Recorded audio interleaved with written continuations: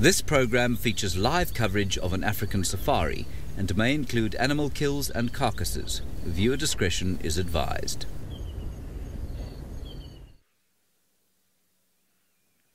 Well, good morning everybody and welcome to a spotty start to our drive, and it's a perfect start because we've got the clown cat himself, Hosana, who is in full tilt clown mode at the moment. He is running around like an absolute hooligan, chasing and kind of playing with everything that there is. Branches, little bits of grass, birds, mongoose, anything that is moving is being chased today, and not really with intent to kill, just with intent to play more than anything else. My name is Tristan. On camera I've got Senzo, and we are coming to you live from South Africa, which means that you can talk to us via the hashtag SafariLive on Twitter, and hopefully it's going to be a busy drive. If this is anything to go by, it should be a good one. Now we've got to try and maneuver ourselves back again because, well, Hosana is being very busy this morning. It is, we've done I don't know how many loops around this little section trying to keep up with him as he runs around doing his own thing, which is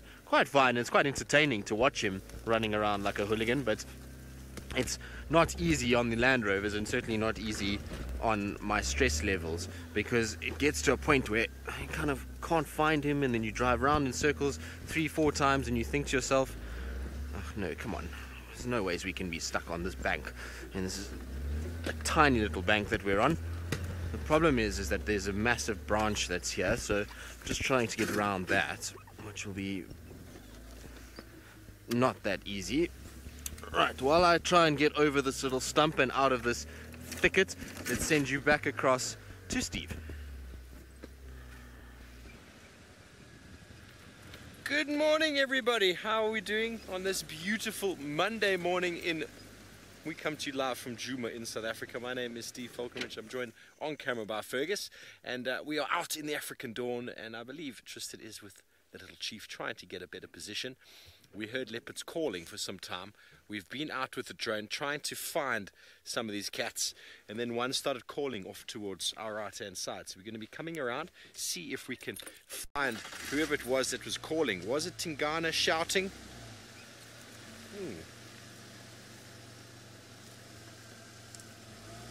Was it Tingana shouting? There's definitely a leopard calling from that side that Tristan was following up on. Unlikely it was Hosana. Sounded like Tingana. And then maybe Hukumuri coming in from the west. So we're going to go investigate, see what sort of confrontation is happening this morning. It was very vocal for a long time, but we weren't able to find anything.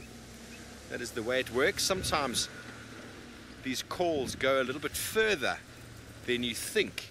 So we're going to go have a look at this little herd of impala up here and see if they're looking a little bit stressed and spooked out by the sounds.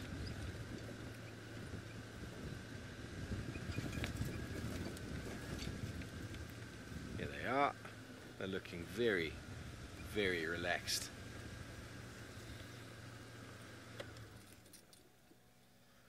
I'm sure Tristan has already told you. Please send through your questions. Hashtag SafariLive. I'd love to chat to you on the YouTube stream. And Paulo wearing their morning coat. It's a little bit shaggy.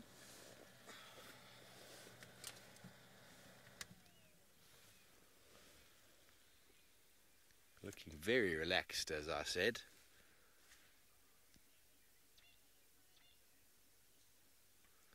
Well, Lisa, the favourite animal to follow via the drone at the moment, the only one we actually follow is a leopard. We don't follow the others. Well, actually lions we followed.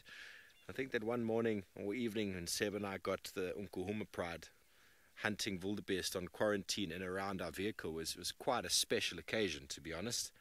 Seeing how they spread out and how they send the runners around and the catchers come to one side. So that would definitely be my answer. That would be my answer. It would be lions. Purely because there's more than one.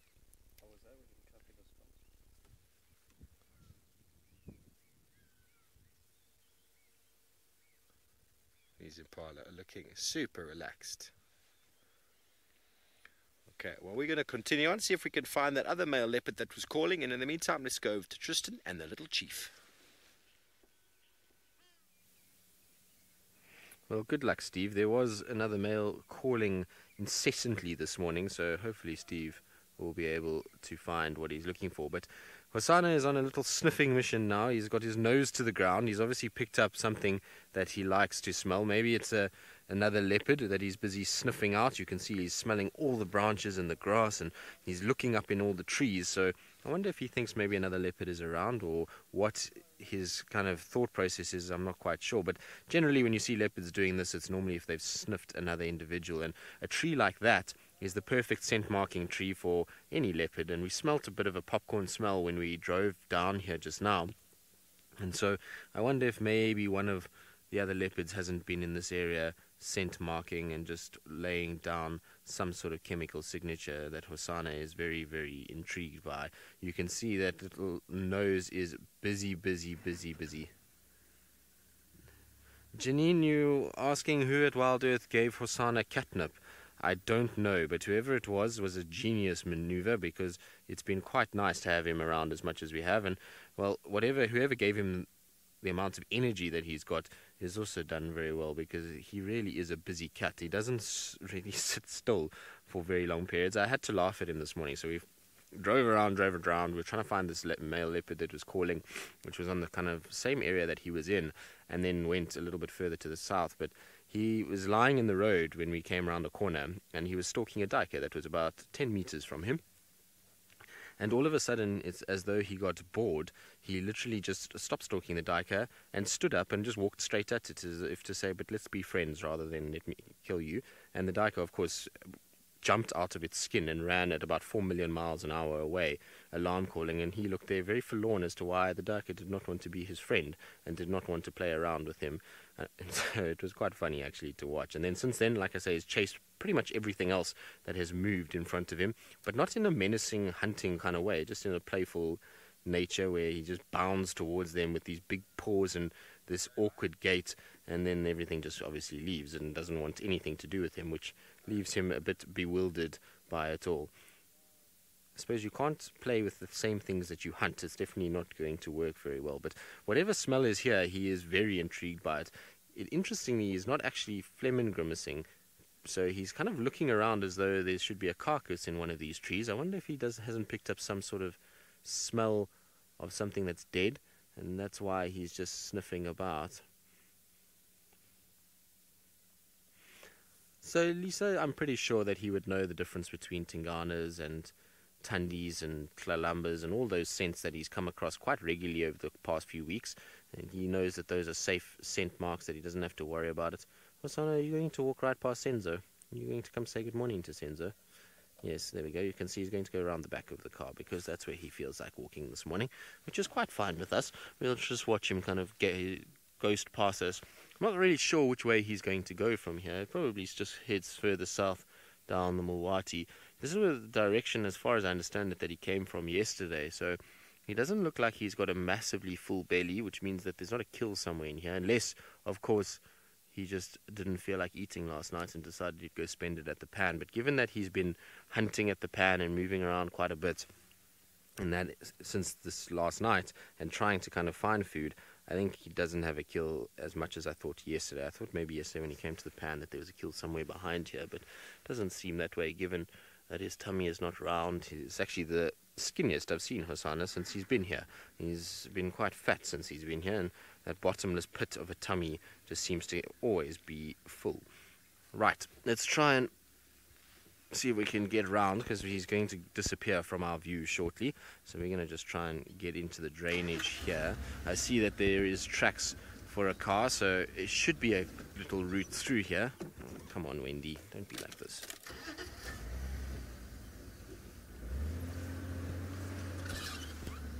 Right, let's just get through there. We should be able to have a fairly easy sort of time of it going down. Right, while we try catch up with the little prince, let's send you back across to Steve and see whether he's had any more signs of that other leopard.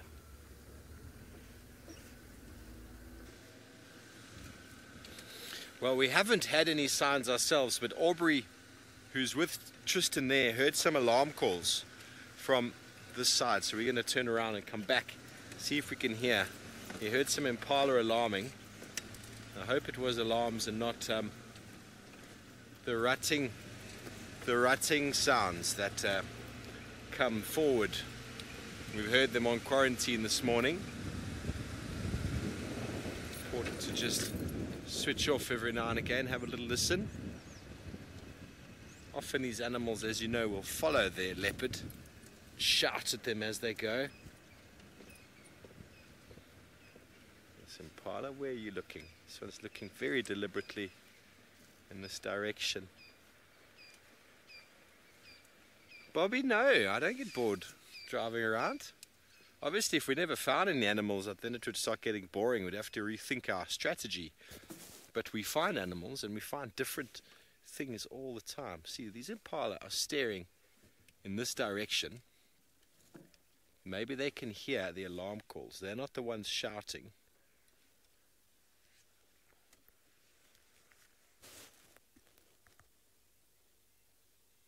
They might hear other impalas shouting, and that would attract them. It would make them look in the distance. We're going to go a little bit further up. No sounds as of yet. Oh, she's feeding again. Busy chewing the cud.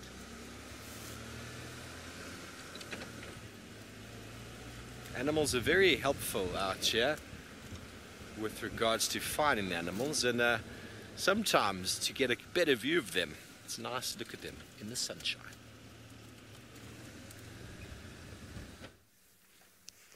It is indeed. So we've got a beautiful sunrise that is just coming up and over into the drainage line now, and Hosanna has stopped with the sun right behind him, which is always quite nice. The only problem is we've got this little stubby tree and stump that is in front of him, which is not making life that ideal in terms of keeping a nice clean image for all of you, but it's okay, we'll deal with it. It's still very pretty to kind of see the sun rising behind him, and his little coat is starting to get that golden kind of edging to it that they get when they've got the sun behind them and being backlit.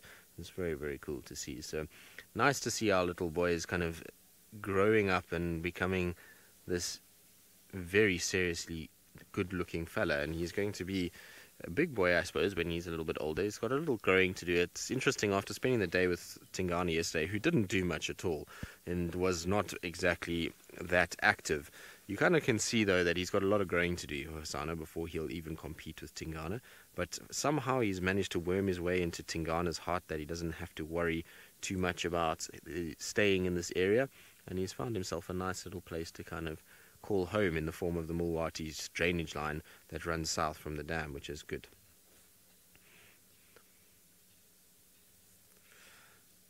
So Michael, I'm pretty sure he's going to be a short, stocky individual. I don't think he's going to be a tall leopard. You know, he's not the biggest in terms of his feet size or even his height at the moment. He's still quite short, so I think he's going to be small and stocky.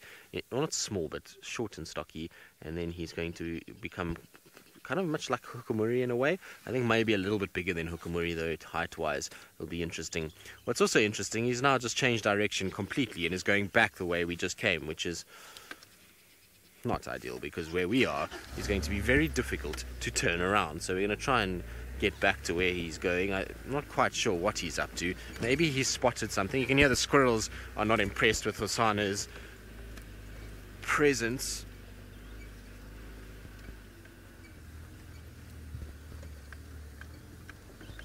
Carol, no.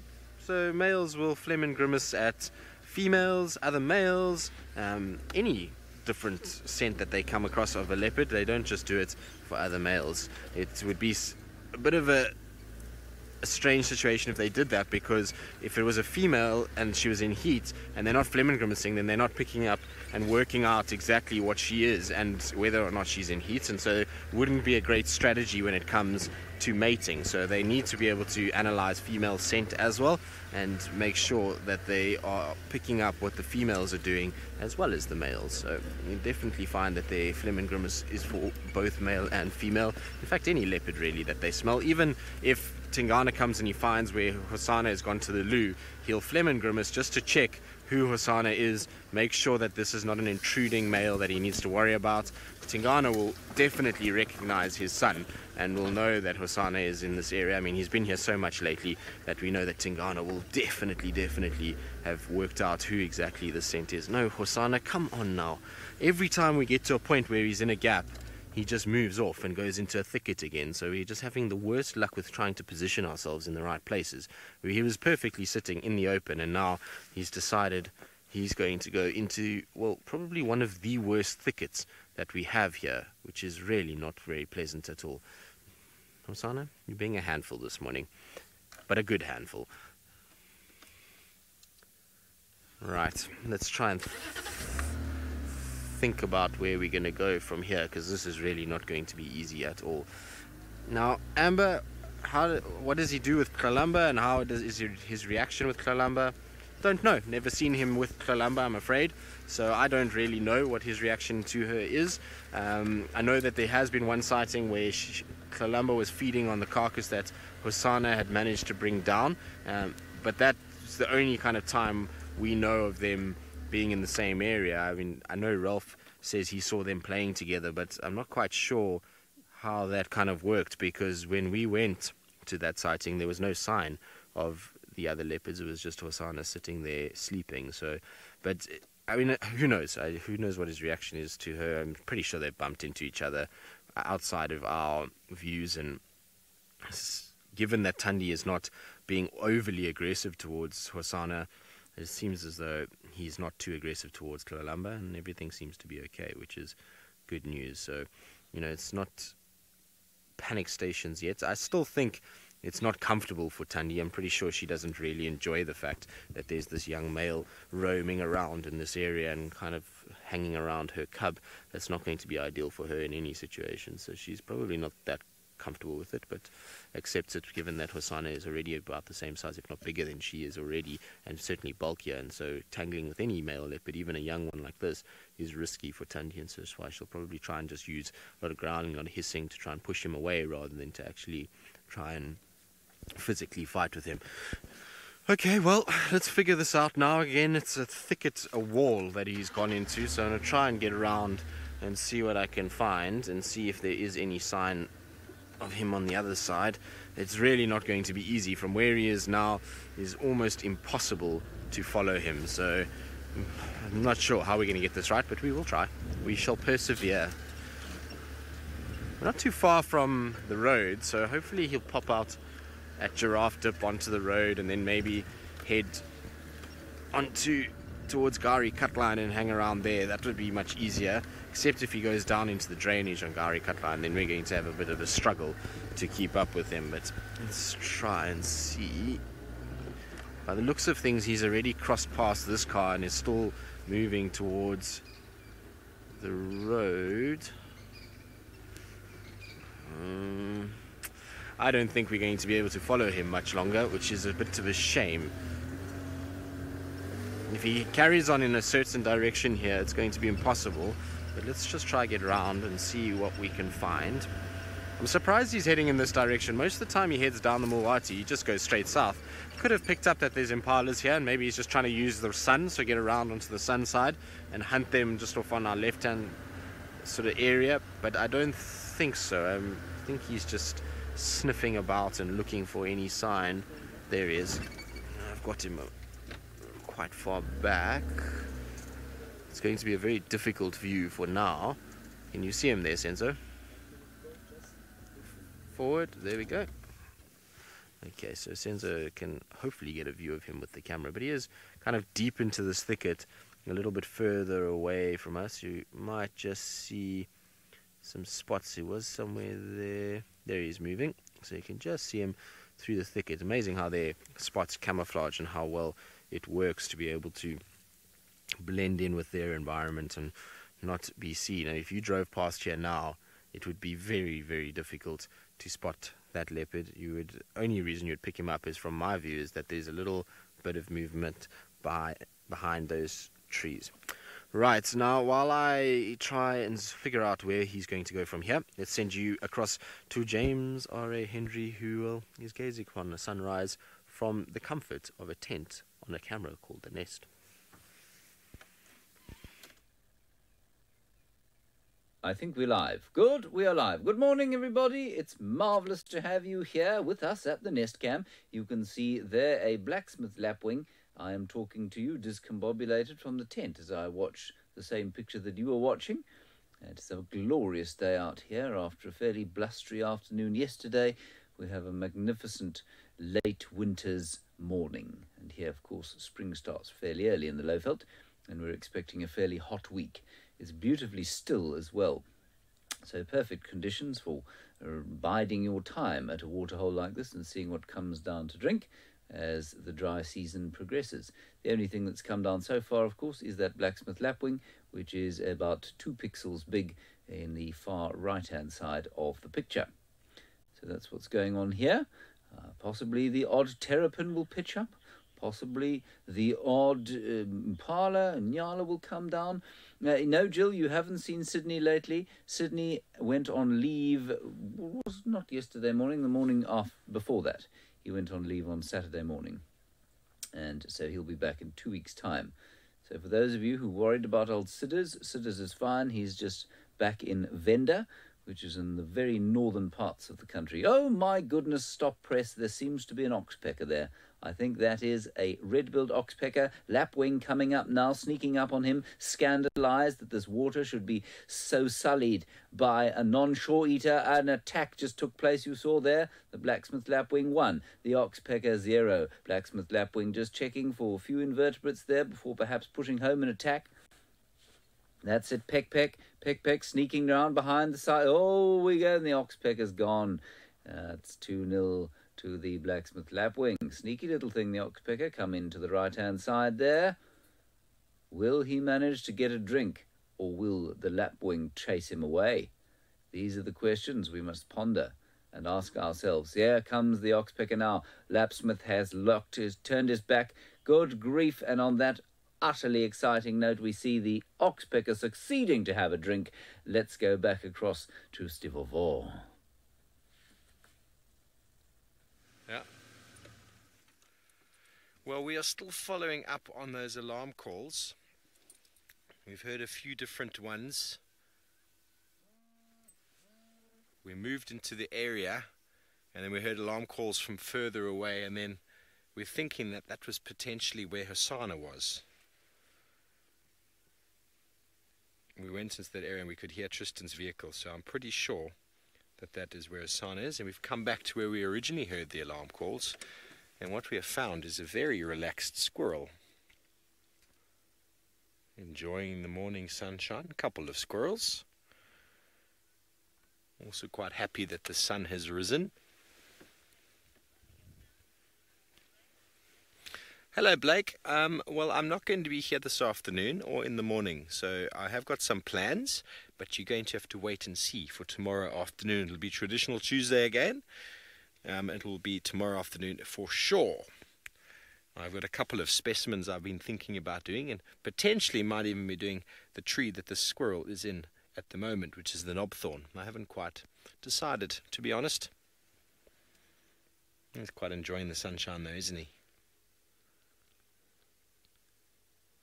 So all the alarm calls have all stopped.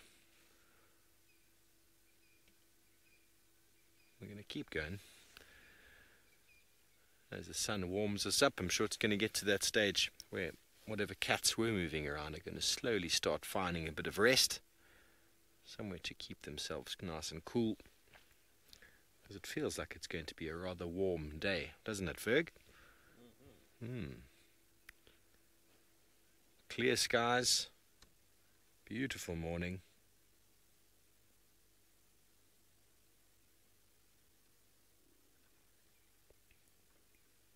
And the squirrels very relaxed. Well, let's continue on. Alarm calls coming from all over the place, but we can't pinpoint them at the moment, so we're going to look for some tracks now. See if anything walked across here.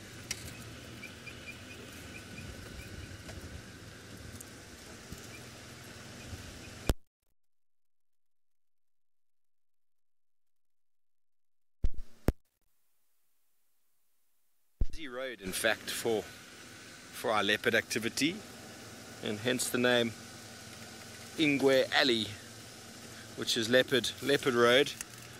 So lots of hyena moving through. We had Hosana just here on the weekend with Tingana, who stole his kill. Was it the weekend? I don't know, it's all a time bubble out here. It's all a time bubble.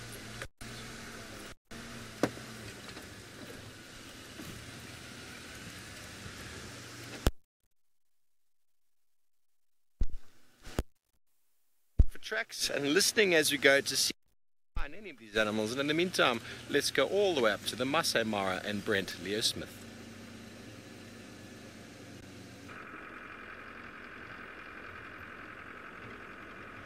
Good morning and welcome to another windy morning here in the Masai Mara. My name is Brent Leo Smith. I have VM on camera and we are in the Mara Triangle. So we've just left Kipuli and the young sausage tree male. They've disappeared into some rocks that we can't follow. So we're going to go try head across to where we last had the female sausage tree pride last night. Hopefully they haven't moved too far and we'll be able to find them. Remember, hashtag SafariLive if you have any questions for us. And it is still quite cold. Been some funny weather, some funny clouds about this morning, like there's a bit of a cold front coming in from the coast. Hopefully it warms up and doesn't stay too cold like it did yesterday, but we'll have to see what happens. So I'm hoping that the sausage tree pride are somewhere in this next, not this closest valley, there's another valley beyond, and that's where we left them yesterday. Kipuli covered probably close on 7 or 8 kilometers. Oh, Oribi. There we go. Not the most common antelope to see in the Mara, mostly because of the high grass. There's actually a very healthy population of Oribi antelope. There we go. You can see there's a male, a female, and 2 females, but I think the one is probably the offspring of this little pair. Adult offspring now. A little busybody, this boy. And we got some Thompson's gazelles in the background. Okay, what a lovely little antelope. Now, in most of their range throughout Africa, not so much around here though, they are quite endangered. And the main threat to Oribi is actually dogs. Domestic dogs, find them quite easy to catch. They're not the fastest antelope. They rely more on being able to stay well hidden to not be eaten, but domestic dogs tend to run them down. That is their biggest threat in southern Africa. The thing that eats the most Oribi here, I would say, is cheetah, probably. They do eat quite a few Oribi.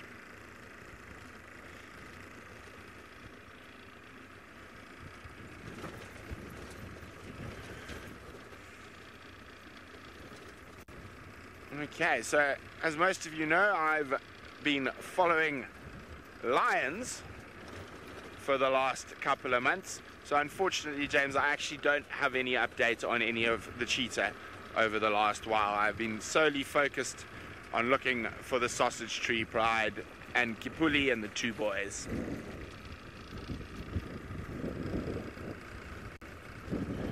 They've been quite scarce. That's the one update I can give you. We've seen Naratoy a few times, but that's about it.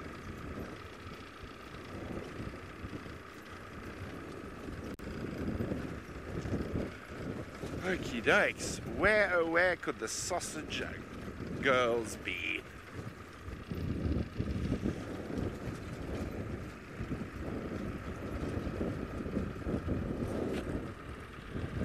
Well, I try find 5 lions to be exact. Let's send you back to Tristan and Hosana. Well, we are still with Hosana. Barely. He's really not making life easy at all, and every time he stops it's behind something, so he always gets into thickets and then he stops or behind a stump, and he's not doing his normal posing where he's out in the open, which is different to his normal behavior. He's normally quite a poser, old Hosanna, and likes to kind of find a place where he can show himself off. Now, I don't know what he spotted. He spotted something because he changed his direction altogether. He was kind of moving in a northerly direction. Now he's shifted a little bit more northeast, which is really not ideal because inside here is a place where very few vehicles can go. Hopefully he'll take a path that I've used before, following Tundi a few times, and that'll make life a lot easier, but it's going to be difficult no matter how we look at it. It's a good place for him to be, though. Lots of animals he can stalk here, so things like duikers, impalas, and he's come right round now onto the other side of where those impalas were, but he saw them and kind of just glanced over them and it carried on. So I think he spotted something else up in this area. Now I'm going to have to try and figure a way to get to where he is.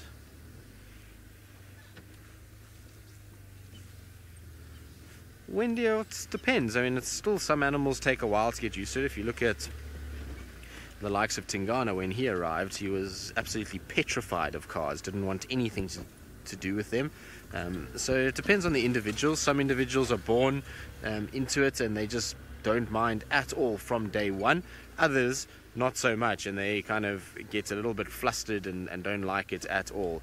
Now he's still moving away from us, but this is not the best track to go on because this is very dense up there. So there's another one just on our left hand side that's probably better that we're going to try and get. So it just depends on the animal. It doesn't depend on, there's no formula and there's no timeline for every individual. Each one is different, and often what you'll find is that they'll be different according to their moms or even litter sizes. So something like a leopard, you'll find when you have one litter or one in the litter, then generally it's okay. Two in a litter, one will be perfect, the other one not so much, and three in a litter, you generally have one that's great, and then the other two can be sometimes a little bit of a handful. So we're not going to be able to get up in.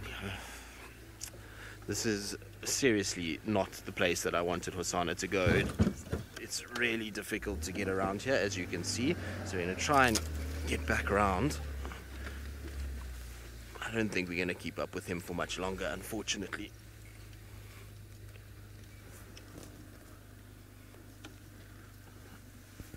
I can still see him, which is good news, but while we try and actually just get to where he is, let's send you back across to Steve.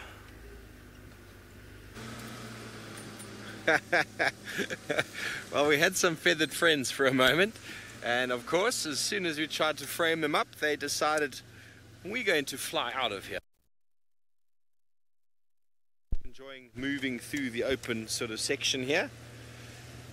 We're still looking for some tracks. The alarm calls have all disappeared, so we're going to keep going west where we were originally heading and see if we can pick up on any signs of that leopard that we physically heard. Physically? Can you physically hear something, Ferg? You can, eh? I think you physically hear things. Yeah, we heard it ourselves. So we're going to head sort of towards the west and see if there's any activity of a leopard. Forgive me for leaning out the car every now and again. We're constantly looking for tracks on the ground as we go. Thoroughfare of activity on the ground from elephants and hyena. Obviously the hyenas are always the fresh ones. They cover the entire property again and again. And with Tristan having found Hosanna so early on, once again we have got the whole of Djuma to ourselves to explore, which is always magnificent.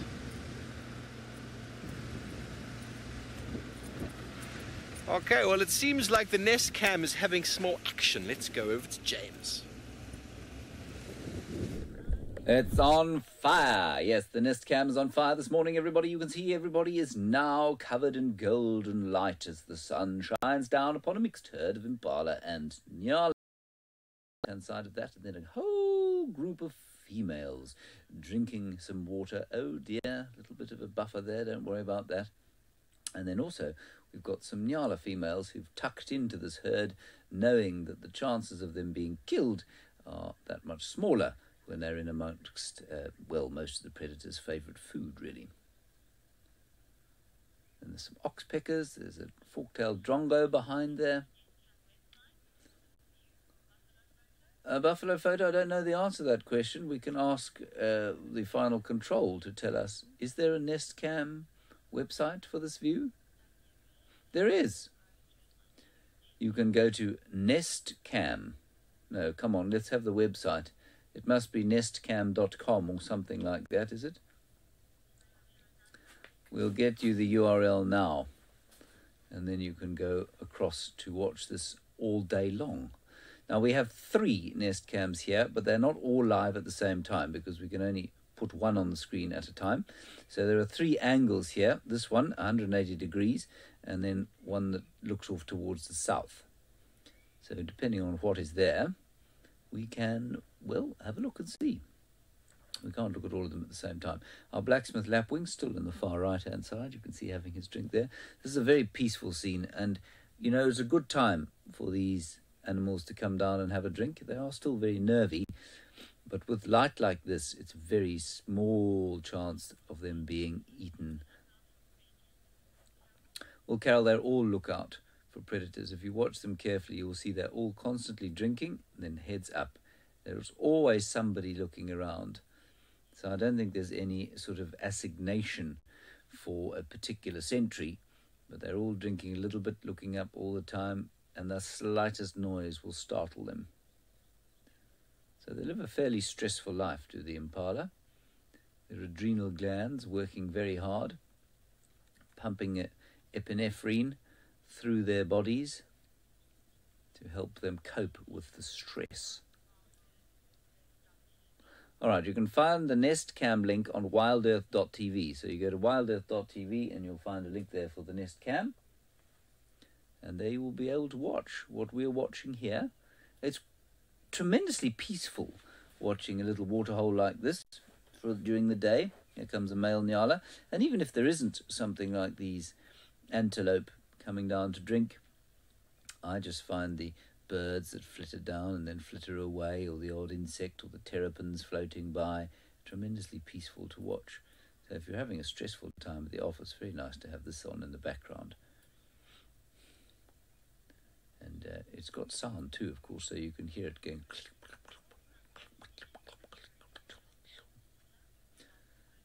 Sparkle pony, yes, birds will act in a territorial fashion around water from time to time, mainly the water birds though. That lapwing on the far right-hand side there was definitely chasing the oxpecker away, so he's obviously not wanting too much company around the water. Egyptian geese are very territorial around the water, so they will probably chase potential competitors away. I'm trying to think if there might be others.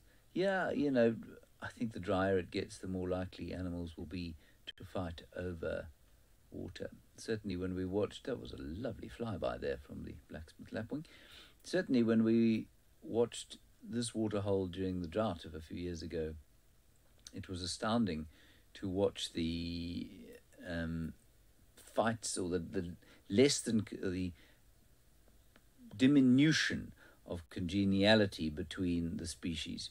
We had buffalo and hippo in this waterhole. They tolerated each other for a while, and then the hippo got irritated. The elephants didn't tolerate either of them come the end of the dry season, but they'll be a little bit more tolerant if there's water everywhere. Gorgeous shot there of a nyarabul. No, Umarin, very unlikely to find any crocodiles in here. It's a little waterhole, and it's only about, what shall we say, it's about 30 meters by 10 meters by, 30 meters or so. So 300 square meters, which is not very large at all. It's about a quarter the size of a football. No, an eighth the size of a football field. Less even. Tiny. And shallow also. I mean, it's only about 1.5 feet deep at its deepest point.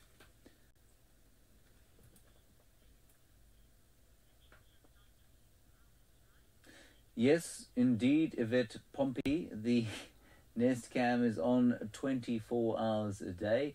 It has an infrared function for the night time. And so at night you can watch it in infrared. Of course, there won't be somebody manning it at night time all the time, which means that, well, you know, we may or may not miss the action because it could happen behind one of the one of the cameras that we have. But yes, in theory, you could see something going on at the nest cam.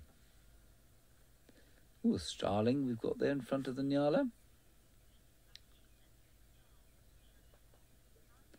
Now, poor old Hosanna seems to be getting a real bee in his bonnet at this time of the morning. Tristan is having a torrid time keeping up with him.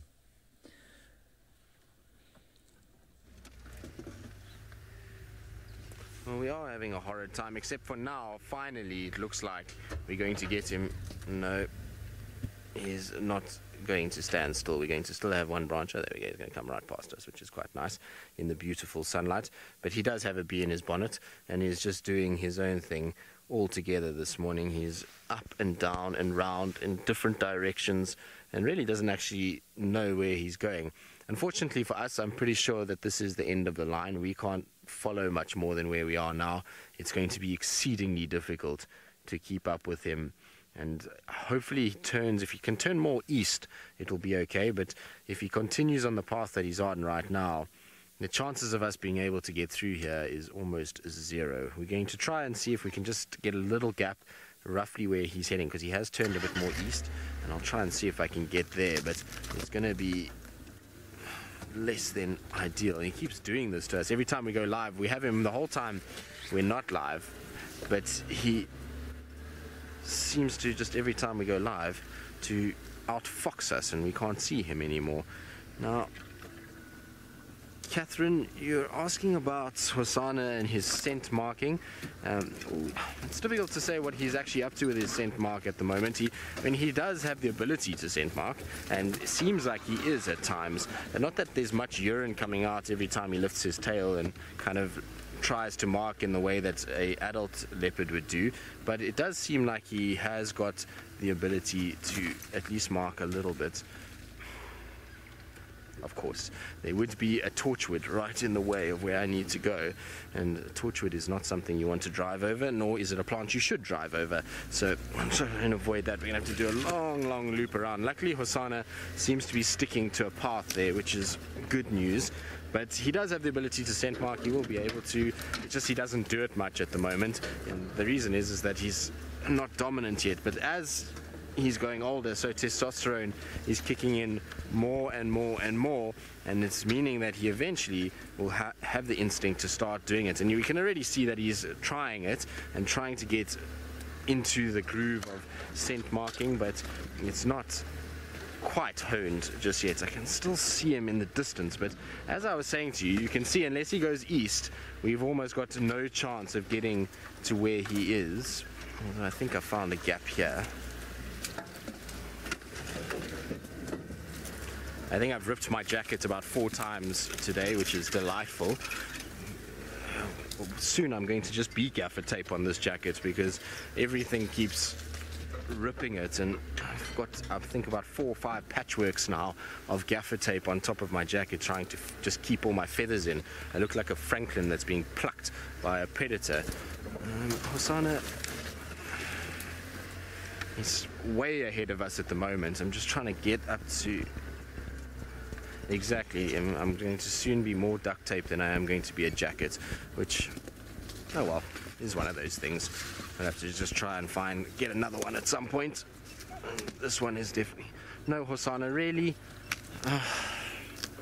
So, as we get onto the path that he's been walking the whole way, he now just cuts off it altogether as we get behind him, which is delightful. So, there he goes, he's just going off on our left-hand side. I honestly don't think I'm going to be able to follow him if he cuts more to the left. He's probably going to be the last view we have of him if he continues the direction he's heading. We'll try and see if I can get around onto the other side of this thicket, but I doubt it. In the meantime, let's send you across to Steve, who's still bumbling about, and it doesn't sound like he's had too much success with that calling male leopard. No, it is very quiet out here. No tracks. I mean, where we were this morning, we were in quarantine. You got something, Fig? What have you got? Oh, a pig. A warthog. Oh, there we go. In the realm of Hukumuri now. Let me get a little bit closer to him. We were just off there this morning Oh, he's running on quarantine, and we heard the leopard calling somewhere here. I'm going to stop there and see if we can get them. See if they relax a little bit. Pumbas. Nice big boys. And go running into the bushes there. Incredibly powerful animals, short and stocky. A very, very difficult animal to bring down, although we do see Hukumui tackling the youngsters. They've woken up and they're out on the forage. It's a good area for sort of activity, because it's kind of like a transition zone from the west and the north and the east. There's a lot of activity that crosses this little sort of junction over here. We often have the Nkuhuma Pride coming either through this way and out there, or coming from that side. But we're not going to be seeing them for a day or two, because they're up in the Manuleti on a buffalo kill, which they quite enjoy. We know them in their buffalo. I've yet to see them on a buffalo kill. I've heard only stories. I've seen videos, but I haven't seen them. Any live buffalo activity. Wildebeest tracks, zebra tracks. It's a busy transitional zone. And those warthog have gone.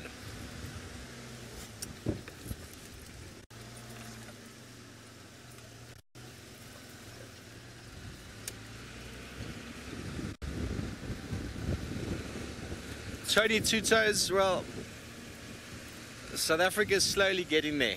Cape Town's quite on top of it when it comes to vegetarianism. Johannesburg, you can go to certain restaurants, but unfortunately there's still a really big sort of meat-eating culture. That's not unfortunate, that's what people want to do. But yeah, you need to pick restaurants quite carefully if you want vegetarian food. Otherwise you've got to make it yourself. But Cape Town, it's all over the place. To be vegan and vegetarian in Cape Town is like the in thing. Am I right, Ferg? Ferg is disagreeing with me. But very interesting, I believe Cape Town's got an enormous sort of culture trending towards that side. And lots of restaurants, vegan and vegetarian restaurants there. In Johannesburg, I haven't seen too many. But when you come to the small towns like Hoedspruit and Nelspruit, if you're vegetarian, well, I hope you enjoy salad. That is the way it works. We'll get there though. We'll get there, slowly but surely. It just means you don't eat out as often. You make your own food. Okay, so I've just heard something from Tristan. South of the gate somewhere is potentially some wild dogs. So we'll hopefully continue on our route. I don't know why I haven't heard that on the radio. Continue on our route and maybe they'll come towards us. How exciting that be? Let me find out. Station with Madajara and Gary Gate. Come for Steve.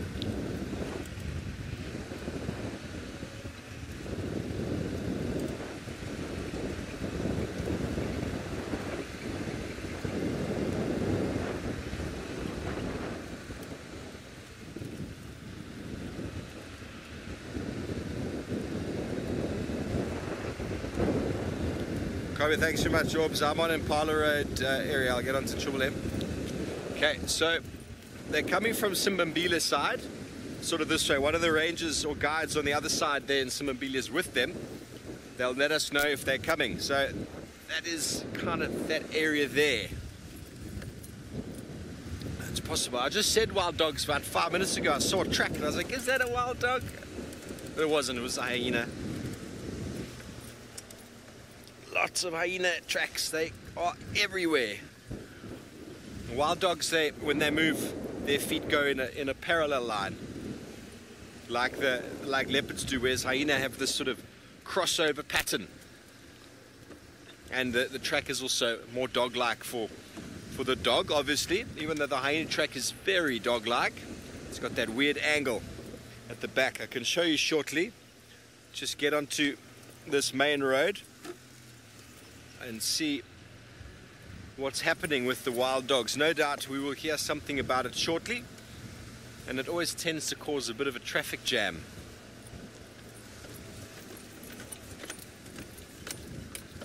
Okay, here we are. This is Triple M, our boundary with the west. It's normally quite a bumpy road, so I do apologize in advance.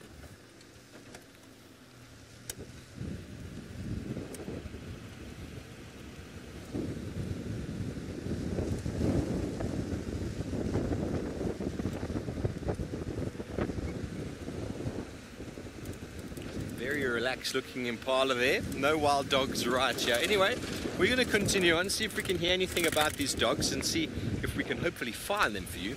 In the meantime, let's go over to Tristan and see if he's had any more luck finding the chief.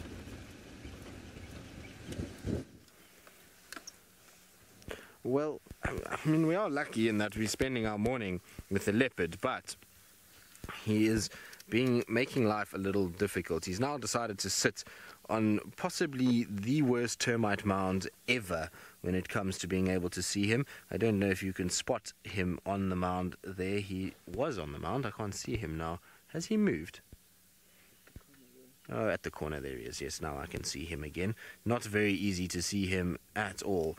He's hidden behind about 40 tambuti trees. And you can see there's one tree in particular that's right in front of his face. So what I'm going to try to do is just go back slightly. Sense, just hold that frame. Sorry if it's a shaky picture, everybody. I just want to try and work out where is going to be best that we can actually see his face. Because we have about 10 trees between us and him. And so it's one little gap where he's sitting. There we go. And there's no other way to get anywhere near him. He's across from a very steep drainage line, and getting to where he is from the other side is near impossible. So there's the drainage line that you would have to try and cross, which is filled with perilous boulders, well, not boulders, but bumps and very steep drainage. And then there's also a lot of trees that you shouldn't never be driving over. So we'll give that a skip for now, and we'll just try and kind of watch him from the side. You can see how well he camouflages. It's very difficult to actually see him. Senzo has some good eyes and spotted him on there. Summer rain for sure. Leopards can develop taste for certain prey. You often find male leopards develop a taste for warthogs and will regularly hunt warthog. It seems Hosana really enjoys hunting duikers more than anything else. I also think that what we're seeing from Hosana is quite an interesting behavior. I think he's starting to learn that the bigger the carcass he has, the more likelihood it is of being stolen. And that's why we're seeing him focusing a lot of energy on scrubheads and duikers. Those are much smaller animals that he can probably try and finish before Tingana arrives or Tandi, and he doesn't have to lose out. So I watched him just now walk right past impalas. He looked at them and just ignored them completely and carried on.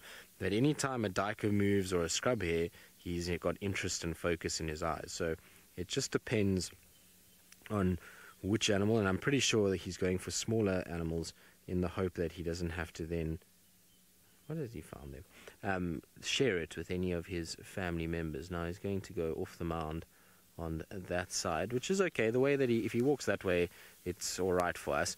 It's a way that we can get to, and certainly we'll be able to follow him if he keeps on that sort of pathway. So I'm just going to turn around, because it'll be much easier if I can just keep him in my eyesight rather than having to try and kind of look behind me the whole time. But there you can just see he's just kind of ambling along, going through a little thicket, and he'll come out into the open now. So let's just turn quickly and get into that area.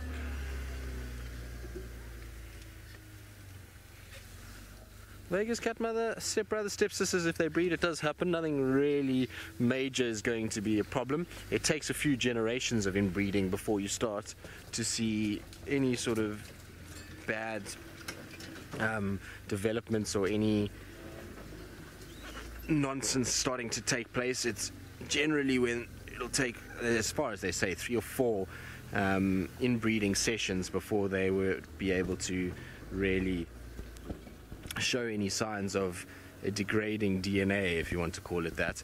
But it does happen, and it certainly won't be a problem. If you look at Tiani, if she mates with Anderson, she's mating with her father, and that will be, I mean, it doesn't sound ideal, but just the once off or twice off times, it will be okay. The problem would be if she mated with her father and then her sibling mated with her father and that sibling mated with that same individual. Then you would start to see a bit of an issue developing and the DNA starting to get weaker and starting to get a bit of a problem. And it's what happened in cheetahs. A lot of the cheetah are inbred. That's populated a lot of parts due to their weak genetic structure. So it takes a while, but it can happen. Now, Hosanna, where are you off to?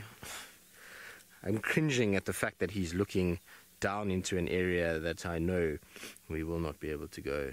I've said that a lot this morning, but he's thankfully kept turning and coming out. But where he's looking now is probably the worst of this area. So, well, the dewlaps already started to grow on Hosanna. It depends on the individual and genetics. Some male leopards get much bigger dewlaps than others. If you look at Tingana, his dewlap was a whole... Sorry, our camera is playing up this morning. It seems to be doing all kinds of things and zooming on its own and changing settings. So it's having a bit of a moment. I do apologize about that. But if you look at Mvula and you compare his dewlap to Tingana's, a little bit different. Tingana had a much bigger, more developed dewlap, so genetics does play a role. But normally you'll see a dewlap starting to develop when they get to about 2, that you start to see that skin starting to fall, 3, 4, 5, 6. It's not very big. And then when they get to sort of 7, 8, 9, 10, that's when the dewlap really starts to show and get a little bit bigger. And if you look at somebody like Anderson, even though he's 10, his dewlap is nowhere near as big as what you see from Tingana. And I don't know if it's just because he doesn't have a big dewlap, or he's just so massive that his dewlap looks smaller than that of Tingana's. What are you sniffing now? So we're right in an area where we had Tandi, Tlalamba and Tingana a few weeks ago. See, he's phlegm grimacing and just being able to sniff, and then he's opening his mouth a little bit and using that organ of Jacobson to analyze that chemical scent. So I wonder if he's picking up where Tingana may be scent marked, or Tandi and Tlalamba. They've spent a lot of time in this area. No, don't go down there, please, Hosanna. Okay, well, we'll try see if we can get another view. It's becoming increasingly difficult to think that we will, but we will try see. I don't feel too bad if we lose him, and we have seen him this morning, and he's delighted everyone by being on the dam cam most of the day anyway, so let's see if we can. He's going back up again. Okay, and now he apparently wants to go back up again, so let's try and see if we can keep up with him. It's not ideal that he's walking that way, but let's just try. The problem is that the track that goes along this drainage line, it moves further away from the drainage pretty shortly after this. It becomes much harder to actually follow him, and you get a undulating terrain here, so you get two kind of parts to it, which makes it very difficult to actually see him again. Let's just try and go around. If there's no sign, then let's go around. Now, I'm not sure what the need is, but guys are shouting on the radio, which is really unnecessary and is making me deaf, so I just want to turn them off quickly.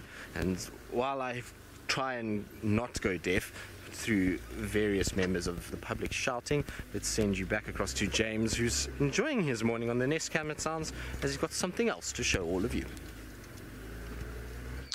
Yes, I'm enjoying a peaceful morning at the Nest Cam, and you can see there that we have some bubbles. Now, that is not, in fact, some sort of, shall we say, bog troll about to emerge from the water. That is this little pump, a little pan being pumped.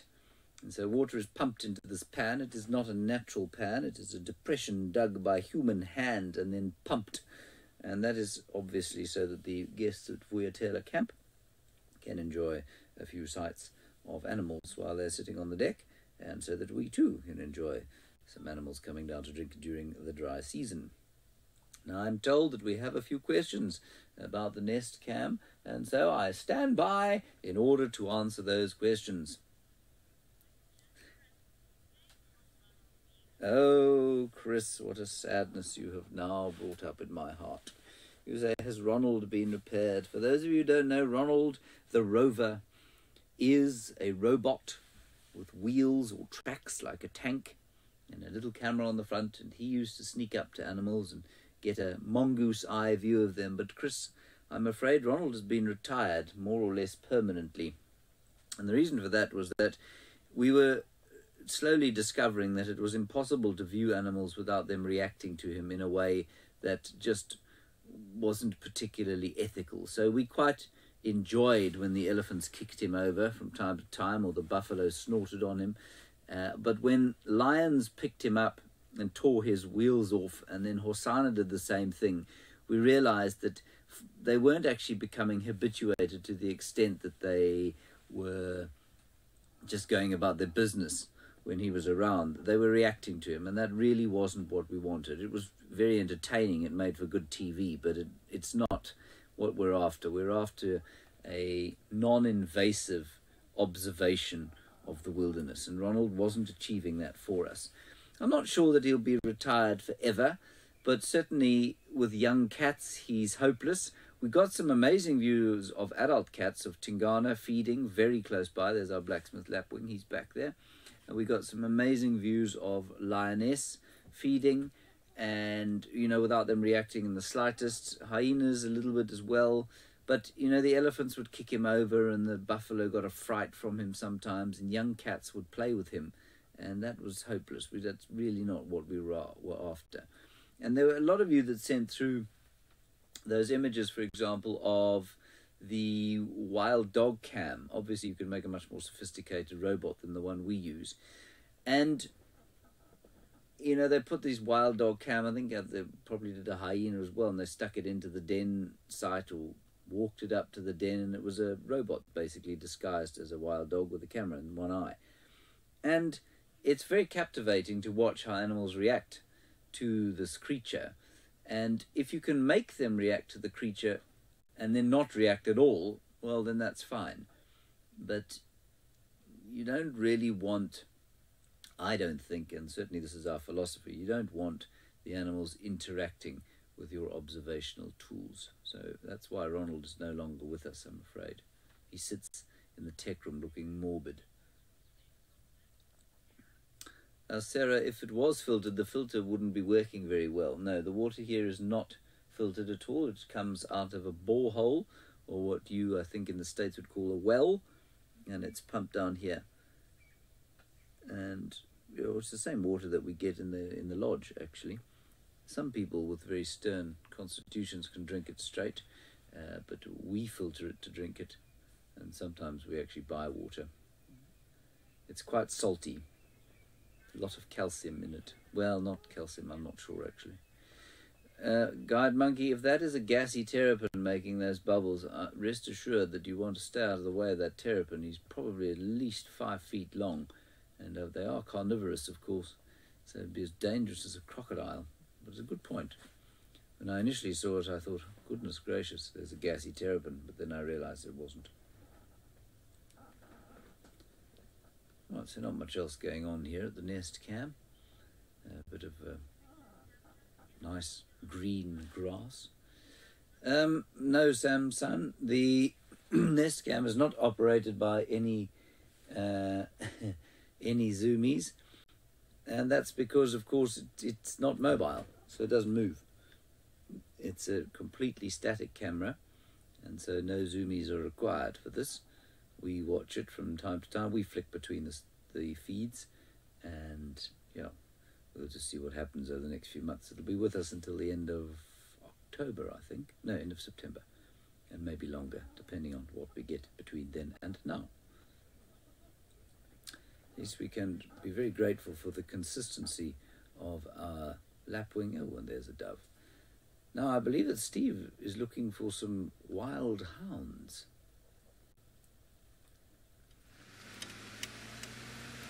Well, we got the update of some hounds, but apparently they're still in the west, and we will be informed if they decide to come across. They're apparently having a little nap.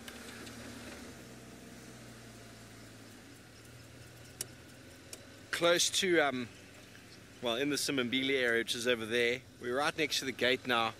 We're standing by, but one of the guys is with them. Said he'll let us know if they get up and come back east towards us. So we're going to do a loop in the meantime.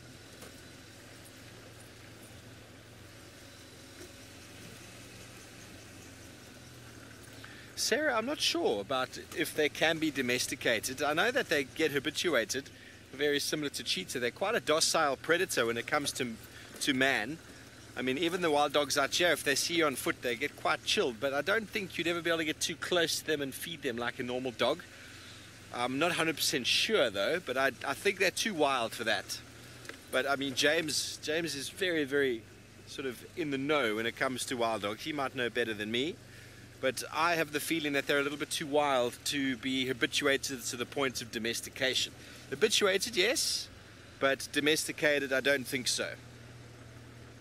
There'll always be that wildness inside of them. But that's just my thoughts. It'd be nice if we could find them, wouldn't it? Our search for leopards and then we find wild dog. Well, we'll take that. We will take that. We're going to continue on though, doing a loop here. Still looking for tracks and signs and listening on the radio for any updates of those dogs coming in. Willie, you don't think the wild dogs seem docile? Well, when it comes to hunting, they're very adept at hunting. But when it comes to us, when they see us, they know that we are, what I should say, that they've competed with man and they just avoid man. That wonderful footage of James sitting on the road with the wild dogs coming down was really, really cool.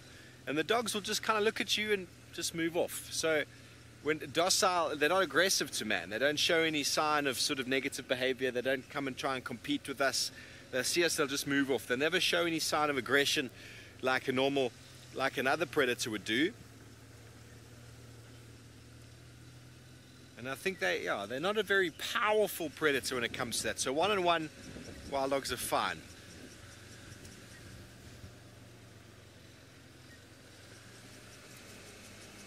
Yeah, well, it's warming up. It's definitely going to be a hot day today. Lauren, wild dogs, their prey selection generally is the smaller kind, impala and the like, but they have been known to take kuru.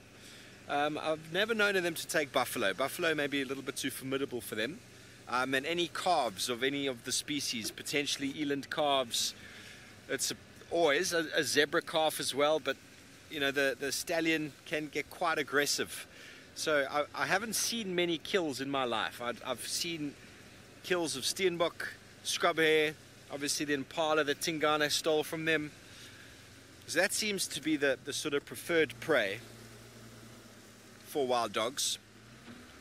I don't know about warthog. I'm not sure.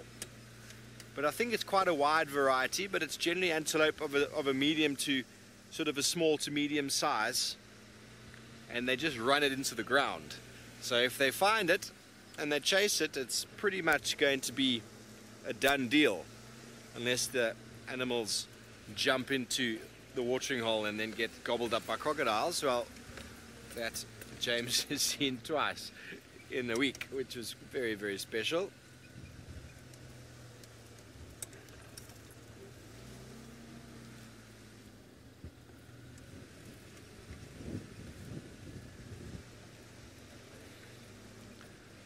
Hello, Lady Starfire. You want to know about dogs and their sleeping strategies? Well, they're not like lions.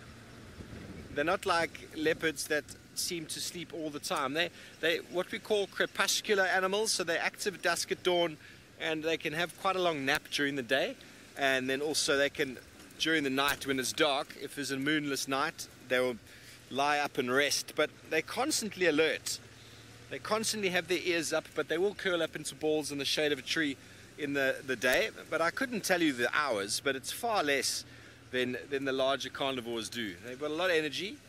They're constantly up and down. Okay, well, Aubrey has just come from this way. He's also come into the site or to the area to follow up on the dog, so we will hear from him shortly.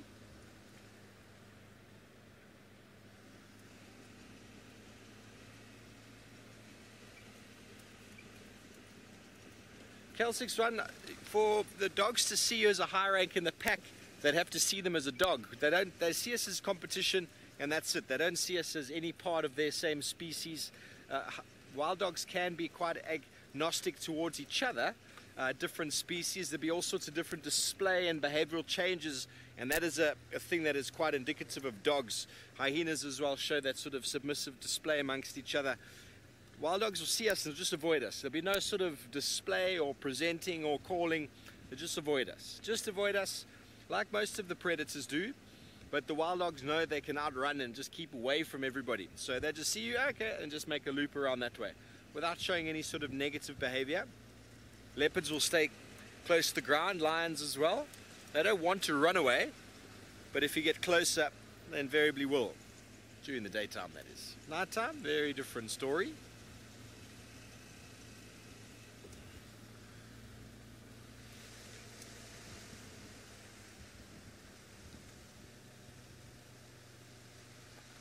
Faziel, I have no idea. I have no idea what would happen if a normal dog encountered the wild dogs. There's potentially big problems with that. That's one of the biggest issues we have with our wild dogs, is the association that they sometimes have with domestic dogs, because if a lot of the dogs that are born and reared in and around national parks aren't well looked after, they haven't been vaccinated, so they've got canine distemper, they could potentially have rabies, and they can be a really big issue for wild dogs. It's one of the biggest issues wild dog conservation faces, is domestic dogs. So I don't know what they do if they see one. I've never encountered that. They might attack it, they might behave in a certain way.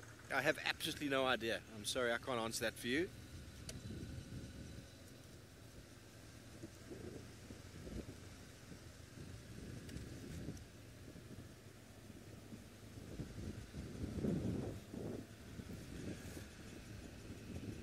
Almost time to take off a jacket, eh, Fergus? Almost time to take off a layer or two. It's getting quite warm. And now let's go back over to Tristan and see if he's managed to find the chief, but I don't think he has.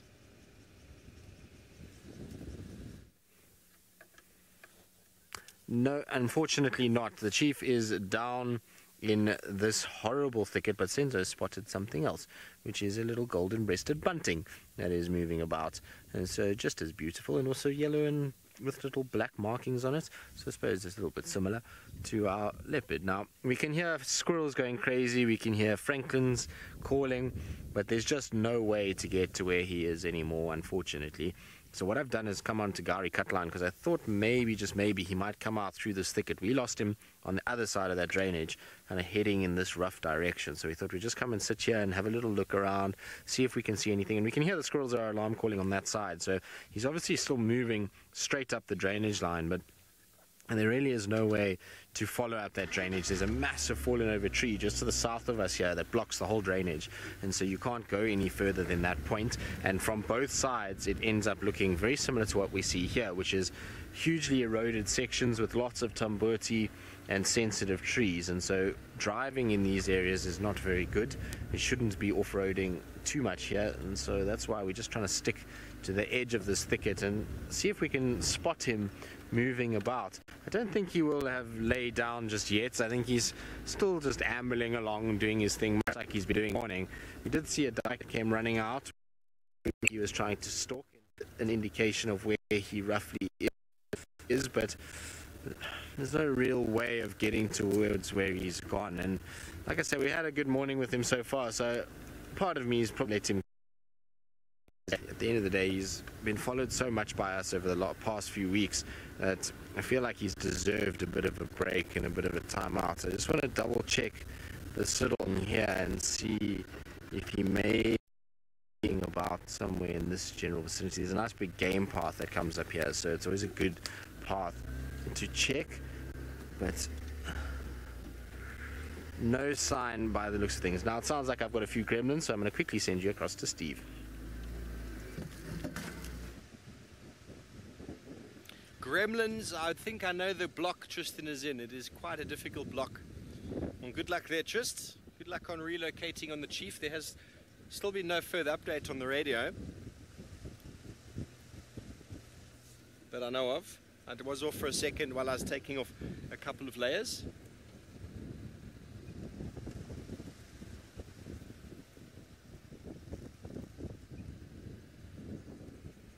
It's one of those days when the temperatures are increasing, but the animals are all nowhere to be seen. Hopefully we'll find you an animal or two shortly, But in the meantime, we're going to go back up to the Mara again. Brent Leo Smith, not sure what he's got, but let's go and see what's happening there. Warmer here in the Mara. The wind is picking up again, so it's still pretty chilly. No sign of the sausage tree pride where we left them yesterday. So we're just doing a quick perusal through the burn.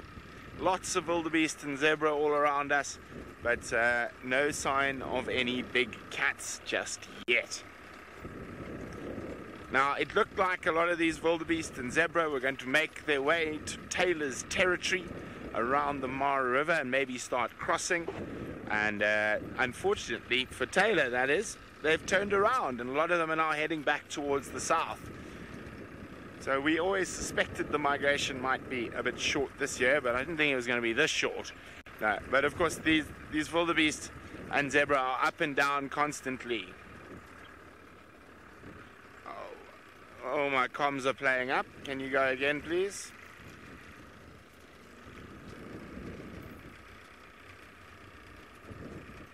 Here we go. Hopefully that fixes them.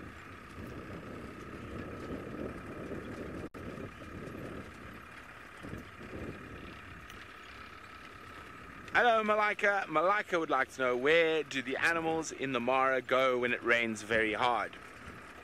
Nowhere. They stay right here. They've got nowhere to go. They will just lie down and batten down the hatches. Some of them will try to go under trees, but if they're in an area where there are no trees, they will just stand there and be pelted by the weather.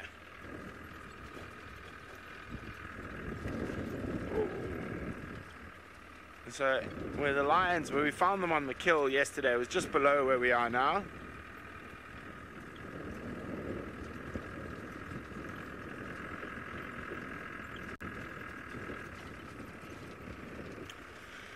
Now, as a lot of you will know, my favorite animal is the African wild dog, and Lady Starfire is wondering if we have seen any leopards or wild dogs in the Mara. Yes, to leopards, no to wild dogs. They're very, very rare in the Mara. There was some seen on the other side of the river earlier this year, and there was one sighting last year in the Triangle. Now, you must remember that the Mara is completely surrounded by human beings with domestic dogs, so distemper and rabies are a very big problem for wild dogs in this area. As leopards, we see leopards quite often, and but as we know, the leopards are not really our focus. Our focus in the Mara is lions and cheetahs, and my focus is almost exclusively lions, and even more exclusively the sausage tree pride. Moo, moo, moo. Wildly beasts. There's quite a big gathering of them on this edge of the burn. So hopefully the sausages will be somewhere close by waiting to pounce.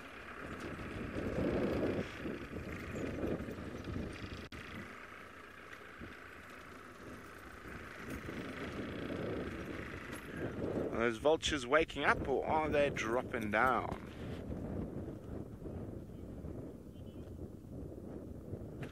No, it doesn't look like they're dropping down. Looks like they're waking up. So we're going to send you back to South Africa. Hopefully Steve has luck with my favorite animal.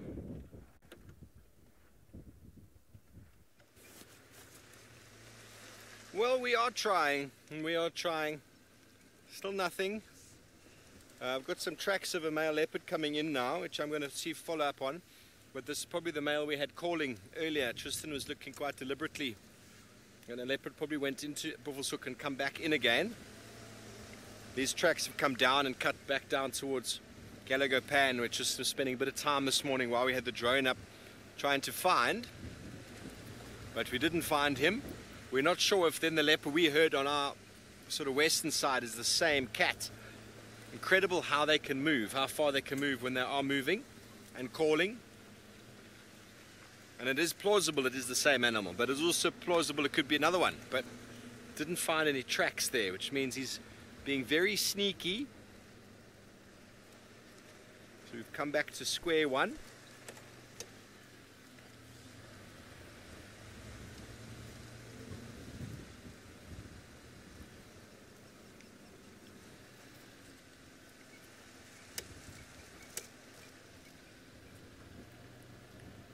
Wendy, the predators out here have evolved with man. They've evolved with the upright standing human, and we are competition. We are not prey.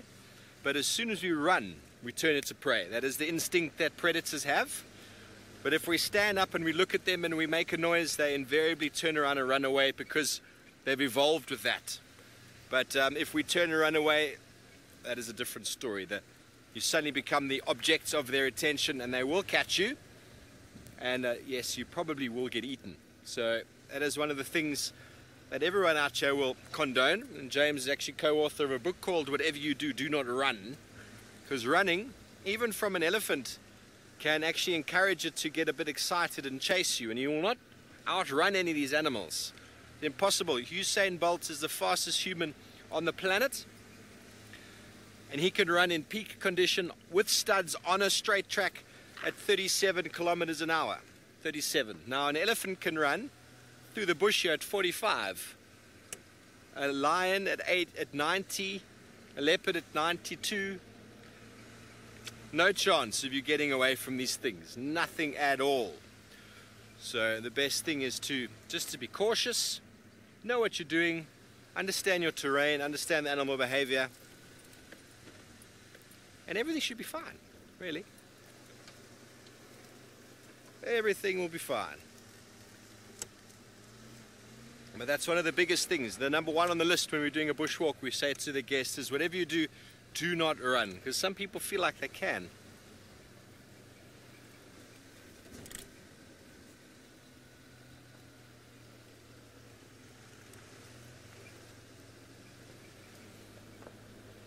Sarbir Azumi, you said the Kruger sightings have reported 2 tawny eagles with a leopard cub. Well, I've never heard of anything like that before. I'm not sure what they were doing with the leopard cub. Maybe the leopard had a leftover kill that mum had left for it.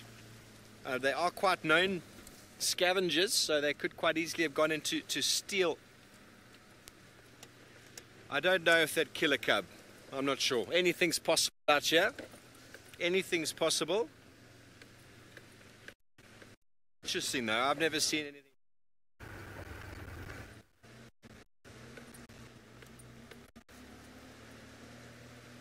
Okay, well, still no reports from the gate about these wild dogs. We'll make another little turn there, but first we'll go past Gallagher Pan, see if anything's coming down to drink. It is getting quite warm, as I said. Get a bit thirsty. There's not too much wind, so it's quite a comfortable sort of morning for animals to be moving around. Julie, I don't know the average, but they can get up to 18, 21 at a time. But I'd probably say between 9 and 12 is an average of wild dogs. I haven't spent too much time with them in the past, but they can have as many as 18 or so pups, which is an enormous number. And obviously that can really swell the ranks within a matter of months. 6 to 7 months, and suddenly there's a huge number of wild dogs joining the party, which is pretty cool. A very different sort of strategy to hyena, who sometimes have a couple of pups, but they don't always do very well. Generally get a dominance in 1 or 2. So you have a much lower recruitment, but hyena, it's not only the dominant female that breeds. Sometimes you get more than one female breeding, but in wild dogs it's only the dominant pair that breed, and the rest assist.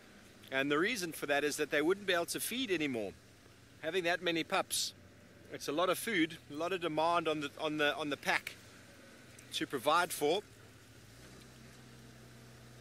And obviously if you've got 18 pups and only 2 supports as well, they're not going to do very well, or you're going to have to work very hard. So that's why it brings the average down a bit. Well, an animal that I reckon the warthogs, the wild dogs, if they manage to find, they'd probably munch it up. Let's go and see what Tristan thinks.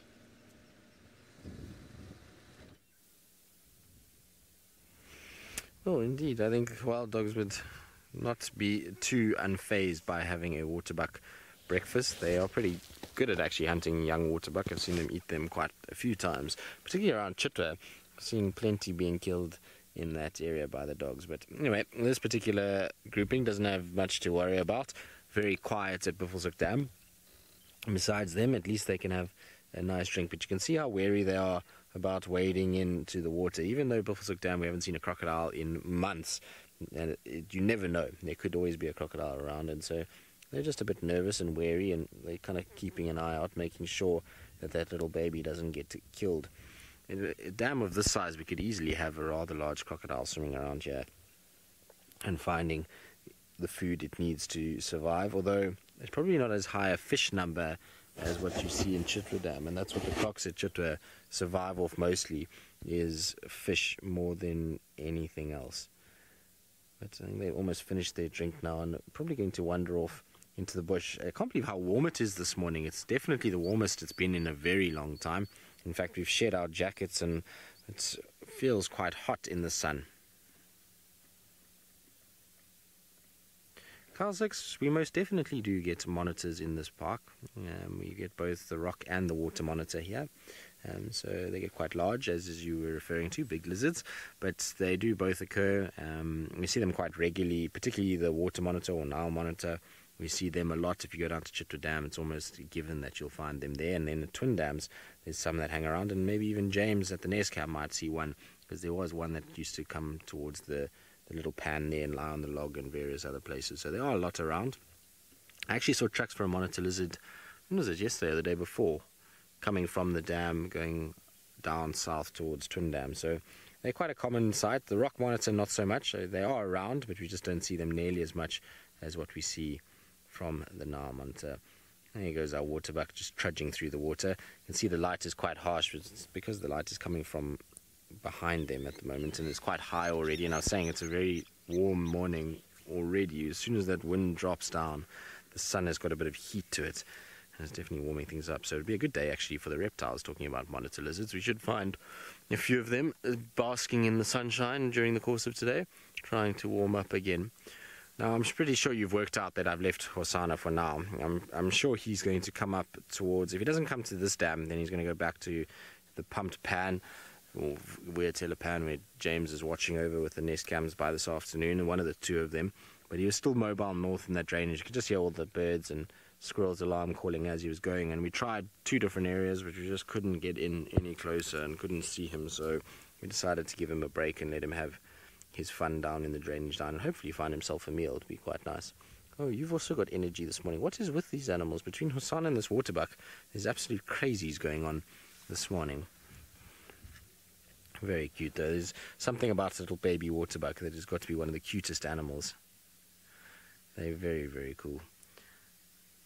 Look how fluffy they are as well. It's always when the sun's behind them you realize just how fluffy their necks are. It kind of catches all the light and you get this big fluffy appearance on their chest and neck areas. Very cool to see. Now they're looking kind of over towards the eastern side of the dam, but I don't really see too much on that side. It looks as though it's all fairly sedate and quiet. Beautiful morning. You can see there's not too much wind either. I think it's going to pick up. I can feel that it's starting to get more and more as the morning's progressing, but it is a beautiful day.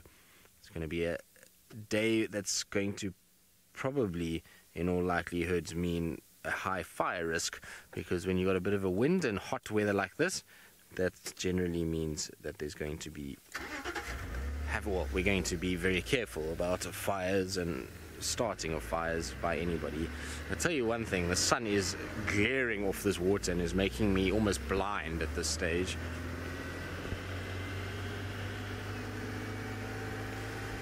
So Snazzy, there are electric poles. There's on the southern part, on Gowrie Main, there's electricity that runs east, and then there's electrical poles that come from the ones of Triple M that run north-south, and then cut straight in an easterly direction towards Weird Camp, and actually come in very close to where we stay. So is a minimum amount, because obviously we don't want poles absolutely everywhere, because that's rather ugly and they are an eyesore, I must be honest. Right, now it sounds like gremlins once again, so before they invade, let's send you back across to Steve. Terribly sorry again about Tristan's gremlins. It must be the block he's in. And we've done an enormous loop. Coming back towards Weird Tailor watering hole now. Still no sign of that mysterious male leopard we've been trying to follow up on. He has definitely been using some sneaky tactics. His tracks don't seem to have come out, but yet he has been all over the place. So assuming it was Tingana, it's hard to say really. Oh yay, we got some zebras up there, Fergus. They probably just came down on their way to have a drink. A whole party of Nyala on the nest cam at the moment. James must be very excited. The beach is covered in Nyalas.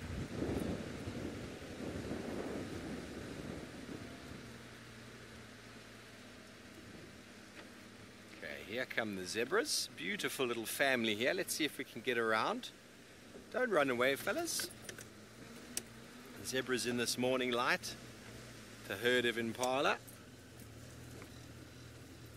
Just move over here. Ah, there we go. Aren't they beautiful?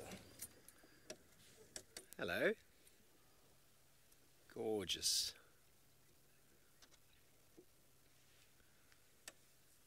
It was really nice to spend time with zebras in the area. Had a lot of them the last couple of days. You can see the big guy in the middle. There's a stallion. A lot of tactile communication with zebra. They love to rub their heads against each other's bodies. They're very social animals. They form quite a nice bond. He's giving a little bit of a rub.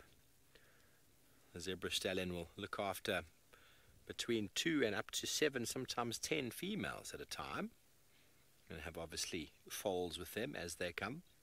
And then the female foals will slowly over time be sort of peeled off by another stallion that the father eventually agrees to allow. There's a process, and it's interesting because the stallions will have their sort of hierarchy of females, and normally his first female sort of stands on the higher ranking sort of side compared to the newer females.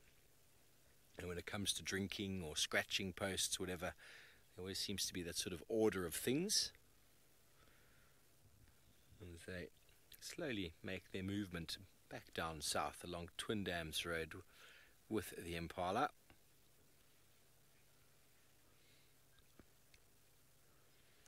So, Anna-Marie, you want to know about a least water-dependent antelope? Well, Steenbok are regarded as being very water-independent. So are Duiker, but you see Duiker drinking regularly. The whole term water-independent doesn't mean the animals don't come and drink. It means that if they don't have water, well, they can get by. But I'm thinking the oryx, the gemsbok, is one of the most water-independent antelope, able to survive in the deserts. And also they dig up certain cucumbers and certain bulbs out in the deserts to try and get moisture. Steenbok also have the ability to dig up bulbs and tubers to get moisture. I'm trying to think what else would be further out like that. The oryx is the one that strikes to me the most, but you don't get oryx in this part of the world. Tsesebe, roan, sable and eland are what we call mobile water dependent, which means they do need water, but they can travel long distances. Then you find buffalo, zebra, impala and wildebeest normally quite close by, with waterbuck being extremely close to water, never being too far away. Well, let's move around and see if we can get them again. Snazzy, you want to know where zebras sleep? Well, you can sleep wherever they are.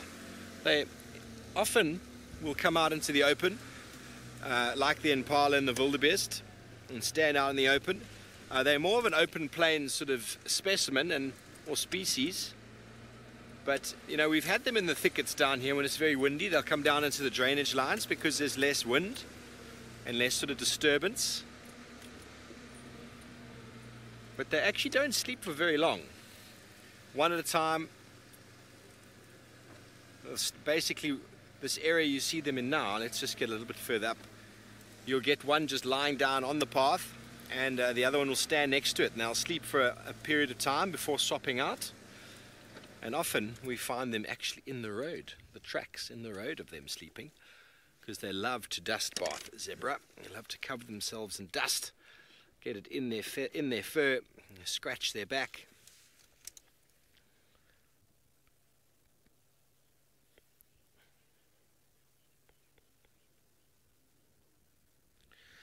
Anna Marie, I'm not 100% sure. I think baboons might do. Baboons might go into quite deep REM sleep.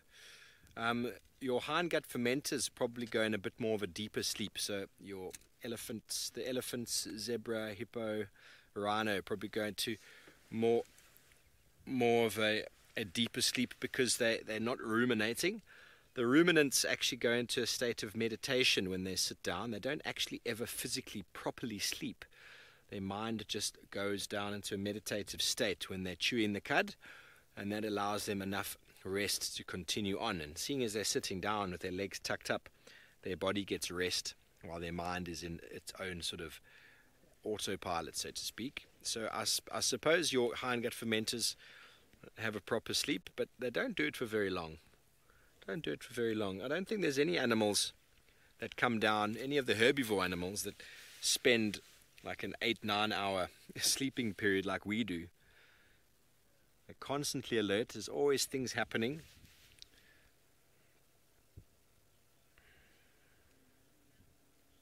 Sharon, we've never had any zebra in the camp that I've seen. Too close anyway. We don't have too much in the way of grass really in and around our camp. And the only reason that come in is for drinking and for eating. We've got the bushbuck coming in all the time, and the nyala coming in eating the new trees that have been planted.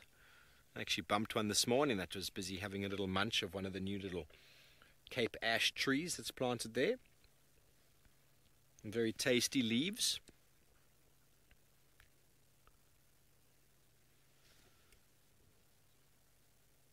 Beautiful little family. They've had their drink, and they're probably going to slowly start moving back into the vegetation to go have some more food. And while we move on from the zebra, let's go back over to Tristan Dix and see exactly what he's up to. Well, at the moment I'm just bumbling about, just seeing what the morning will bring and present. We left Buffelshoek Dam and we slowly kind of come along Nyala Road North, Nyala Road South, just trying to see if there's, well, anything moving around here. Well, there's an impala actually, which is quite nice. Now it's nice to see impalas and posing rather stately like us up on the mound. It's kind of feeding up there. There's actually two of them. There's not just the one. There's the second one on the left. So one on the left and then there's one on the right. But the one on the left is the one that we can actually see quite nicely. Nice beautiful light on it as well. Such pretty animals.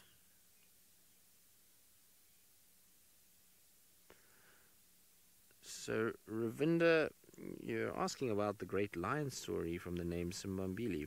Well, there's not really a great story about it. It's actually a pretty silly story because there's not even a language that is spoken here. So they've used Swahili to give that name. And so Simba is a lion in Swahili from East Africa, and Mbili is two. So it means two lions basically, which is very confusing because no one actually knows why it was ever called Two Lions. There's no story behind two lions that were significant in that area, nor is their logo even two lions, which seems a bit odd. So I have no idea why it was called that. Nobody can tell me either. I've asked everybody when I worked there why it was called this, and even the longest serving staff members just laugh about it and say they don't know, or why Swahili was used as opposed to the local language that we have here. So interesting. I don't know why they would have done it. It just seems like maybe they decided that it sounded nice and that they were going to use it. But it means two lions. That's all it really means. And like I said, there's no story about two lions that did anything or made any sort of sound in that area or behavior. So it's, I don't know. No idea why they ended up naming it that. Now, yes, animals can get sunburned, particularly baby elephants. You'll find that's why they sit underneath their mothers so much. So they'll try and kind of go in underneath the mothers and just try and stay out of the sun. Their ears are very sensitive to the sun at that age, when they're still very newborn, as well as some parts of their body. And it's why a lot of the rehabilitation centers for baby elephants actually have to put sun cream on them to try and keep that, and blankets, just so that they don't get burnt by the sun. So they can get sunburnt. The rest of the animals not so much. So most animals that are covered in a nice thick layer of fur don't have to worry too much. So, you know, all of the antelope species, even baboons and monkeys, that's why they have such a thick layer of fur, is to try and keep that sun off their skin. We don't have that, and that means that we do get burnt by the sun quite regularly. But most of the animals are so covered in fur that they don't actually have to worry too much. The animals that are not, so things like rhino and elephant, they'll do a lot of mud wallowing and try and kind of get a layer of mud and dirt on top of their skin that just helps to protect them a little bit. So I don't know if you've ever been in a place where you've got mud on your skin and you stayed in the sun, you'll actually see that that area doesn't burn and you get a little kind of white spot from where the mud was. So, you know, it's an effective way of keeping the sun off you and making sure that you are not burnt to a little crisp. I'm interested though to see, sorry, just thinking now while I was driving here, is where Tandi and Tlalamba went from yesterday, because Steve was following their tracks. I think on Central is where he had them. I'm not sure, Central or Mumba, one of the two of them. And he said that they were coming east, but I haven't picked up anything on Central, nothing here on Yala Road North and South, which is generally where they come. So I'm going to go towards Spaghetti Junction quickly, see what's happening this side. There's lots of hyena tracks in this area once again, which is, I suppose, par for the course over the last few weeks. We've seen a lot of hyenas milling about the Mulwati system. It seems like mostly male tracks that I've seen at the moment. I haven't seen too many big female tracks yet, but I'm sure we will pick them up at some point. I wonder if that hyena is still hanging about the drainage line, or the Mulwati, like he was yesterday afternoon. I don't know if did we even get an ID on who that hyena was. I'm not sure if we did. We saw a hyena sleeping in the Mulwati yesterday afternoon, and I wasn't sure who it was. And I wonder if we did get an ID on it.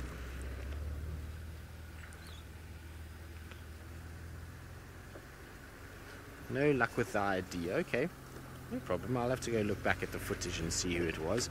I'm sure it will be easily recognizable once we have a proper look at it. Okay, well, nothing coming through Spaghetti Junction like I had hoped. I had hoped maybe we'd pick up some sort of sign of tracks. Just trying to think where I'm going to go from here. There's no fresh Ellie tracks other than ones that cross north from Brofshoek Dam. So, I'm just trying to work out what my next game plan will be. I might swing past Treehouse just in it to see if maybe a leopard has gone that way. Now, sorry, if you can just repeat the name. I got the question, but if you can just repeat the name for me. Getting old. Cal 6. So rangers and deciding where the roads go in the park, well, most of the time it's not the rangers that decide, to be honest. It's actually just the guys that own the land that decide where they want roads, but they do get advice, should I say, from ecologists and the likes as to where their roads can go. But essentially, most of the time you'll find in any real property that you go to, most roads will run along a river or dry riverbed, and that's because that's a lot of the time where most things are happening. Anywhere where there's water is a good place for a road to run, and anywhere where you've got shade and cover is always good for animals and what they like. And so you find a lot of the roads will run along drainage lines, and you take exactly where we are from now, for example, Mulwati to my left, there's going to be a road that's going to go to the right called Elephant Carcass, and that's running along a drainage line that takes us to Treehouse Dam, and then that runs up towards Philemon's, which is basically running parallel with the Carcass. Then you can go on to Rebecca's, which also, I mean, not a carcass, a drainage line, and then Rebecca's also runs pretty much close to a drainage line, as does the Western Road of Quarantine. So, you know, most of them will run along those areas. A lot of roads, unfortunately, weren't planned very well right in the beginning and have become so entrenched, but there's a lot of roads that run through sodic sites. So when we talk about sodic sites, it's a sensitive type of soil that is very prone to being eroded, and so roads shouldn't run through there. And unfortunately, a lot of that wasn't known when roads were built, and so there's roads that have been built in areas that have caused massive amounts of erosion, which is not very good. So a lot of those roads are now being closed, and new roads are being opened up around sodic sites rather than through them like in the past. Luckily here on Djuma we don't actually have too many sodic sites. We're quite lucky in that most of our areas are pretty good. So nice grass covering on pretty much all of them. There's one or two little patches where it's a bit sodic, but it's not bad. If you go down to the south towards the Sabi River, there are massive sodic sites there where you can't drive. So, you know, I suppose it's changing as well as we're learning about the environment. Remember that we're still very young in our history of doing safaris and what is damaging and what isn't. And so as we kind of learn things, so things will change and roads will be moved to better suit the environment. But essentially, they plan roads along watercourses. Is the short answer to your question, which I've now gone on a massive tangent about. Still lots of hyena tracks all over the road here, all going in an easterly direction. Guys in Torchwood camp actually were telling me that they've had a lot of hyenas around their camp, and that they've had a lot of noise and things coming from there. So I wonder if maybe the den isn't just off our boundary inside Torchwood. It's possible. Next time we have access to Torchwood, we'll have to go and have a little scratch around, see if we can find anything. I always look here when we're driving along. Oh, hello impalas. This is a nice big grouping of impalas. Pretty sure one of our leopards would love to come across this group. Why are you all looking into that drainage line now? Everybody's kind of staring off to the left-hand side. So I wonder, I was just going to say, I always drive this road and I look down to my left because there's a steep drainage line that runs, and I used to see Hukamuri down in there quite a lot, hiding out, and also Shadow used to hang around, so it's always a good place to check. Karula too, she used to spend time here. Tundi's also been in there, so it's a good drainage line just to double check as you go. And as you can see, there's also sometimes quite a few prey animals not too far away. The impalas like this section just north of this drainage line. They hang around here quite regularly, and this particular herd is quite an interesting herd. It goes up to Quarantine and it comes down and it hangs out between Quarantine and here basically. It makes use of Treehouse Dam and then also the pan in front of the camp, so it kind of bounces between there. It's a really big herd, and this is the main herd that we see in front of Quarantine. You can kind of see their tracks go up and down most days from this section and then up again towards Quarantine area. But it's quite common to see groupings like this at this time of the year, as now the rut is finishing, so the herds start to grow larger and you start to get more and more of them coming together to form these kind of large herds. And nice to see big herds like this. There must be at least, I would say, 50 animals here. I love snacks, not really, no. I mean, when they go into a phase of ruminating and just standing, their brain functions shut down slightly, so they're not kind of fully awake and they're almost in a dozy state, but they're real sleepers when they lie down. So if you find impalas at night, particularly on Quarantine, if you shine a light, you'll see many of them sitting, and that's when they're actually sleepers, sitting down. So, you know, there'll always be some members of the herd awake, some members sleeping, and the ones lying down are generally the ones that are actually having a proper sleep and enjoying a really good nap. The rest are ruminating and in a state of relaxation, but are still keeping an eye out and ear out in case a predator does move around and there's some sort of issue that they need to be able to give out a warning call and alert everybody to the presence of a threat.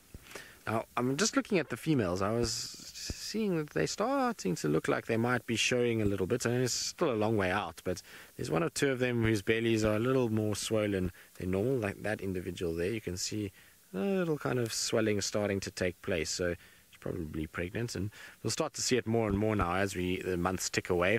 As we get to September, October, then you start to see them really getting very heavy, and then by November, December, we should start to see little lambs again, which is always very exciting. It's a good time of year. It's a very cute time of year because lots of lambs run around, and it's on the reverse side of the cuteness is a macabre time of year because often lots and lots of little baby impalas that unfortunately get massacred and taken up into trees and all kinds of things. So it's an interesting time and a time of plenty for both the predators and even the prey animals, because hopefully we'll have rain by then and there should be a lot of food around for everybody to eat. It's going to be, I'm quite interested to see how the rainfall works this year, because last year we got a lot of late rain and the year before very little around November or October, November, December, which used to happen in the past. We used to get a lot of rain in those periods. So quite interested to see how this year works out. They often say if it's a warm winter, then we will get a dry summer. And while we've had a few cold days this winter, it really hasn't been that bad. And so I'm pretty sure that we're going to end up with another dryish start to our summer. Hopefully a bit of rain comes down in January, February, March and just tries to fill up the dams, because the dams are critically low I was looking at Twin Dams yesterday, I think it was. Yesterday I was at Twin Dams, and it is getting lower and lower. It's the lowest I've ever seen it, actually, since I've been with SafariLive, which is slightly worrying in some respects. Treehouse is also very low, so, you know, it's probably a reason why we're not seeing massive amounts of elephants and buffalo. It's just not enough water to sustain those animals. You can hear the wind is now picking up again. It's really starting to gust. So that's going to put a lot of these animals on edge. Barry, yes, there has been a live birth. In fact, there's been quite a few live births on SafariLive. Last year we had 2 wildebeest giving birth. One a epic marathon 3 hours, and the other one about 15 minutes that it lasted. So it just depends if the females had little ones before. But we've had wildebeest quite a few times, actually. I think we've had 5 or 6 now in total wildebeest giving birth. I think we've had an impala as well. So there's been a few. Jamie just missed an elephant being born. She got there as the elephant was still kind of wet and writhing around, but unfortunately that little one did die, which was quite sad. We've had a zebra birth with James. We've had, what else have we had? I think that's about it. I don't know if we've had anything else giving birth. We've come across a lot of newborn animals that are still wet and still struggling to stand, but those are the ones that I can kind of remember offhand of us getting. So summertime is when it happens, and it's not a common thing to see, but we do get some. What's wrong now? Oh, Senzo's hat just blew off because of the wind. Hold on, let me get Senzo's hat quickly. It's gotten windy, as I said, and so Senzo's hat is a wind catcher. So just excuse me while I disappear from the vehicle. I'm not going to be falling out, but I'll just lean over and try and grab Senzo's hat, which we will show you what it looks like. It is a wind catching hat. I've also got to get my leg out because I'm not designed for these Land Rovers. They're a little on the small side, so having to kind of get down. But there we go. This is Senzo's hat. You can see made to catch wind. It's got a nice big surface area, a nice long wide kind of brim that keeps the sun off him. So there we go, and no wonder it's catching the wind. You can see if you hold it up, it just kind of catches wind quite nicely. So Senzo, put that on nice and tight to make sure it's on there, otherwise it's going to blow off again. But it's a good bush hat, that Senzo. It's got some bit of wear and tear on it. It looks good, nice color. You've done well with your bush hat, Senzo. I'm impressed. Who else has got a hat like that? Craig has also got a hat like yours. Yes. Beverly, no. So very difficult to estimate the number of animals on the property because it fluctuates so much from a day-to-day basis. You know, because of the size of Djuma, being 1,200 hectares, animals are in and out even during the day. We're getting a lot of transient movement from things like elephant, even impalas, nyala, waterbuck, kudu. They're up and down all over the place, and so it would be very difficult to get a number on how many animals are actually around this area and are on this property on any one day. It's very difficult. In terms of predators, that yes, you could probably work out quite quickly. You know, we roughly on any given day at the moment are very fortunate in that we're having between sort of 3 and 4 leopards on our property every day. I mean, we don't find them all the time, but we know Hosanna is around, Tandi and Kalamba spending a lot of time, Tingana, Shadulu's on and off quite a bit, and then there's probably some random males that come on, Hukumuri every now and then. So that would be a little bit easier. It's obviously difficult with hyenas. They roam through. Lions is quite easy to tell. We know the prides around us, and so if the prides are not here, then we know there's none, or the prides are here, we know how many they are. But in terms of the other animals, it would be almost impossible.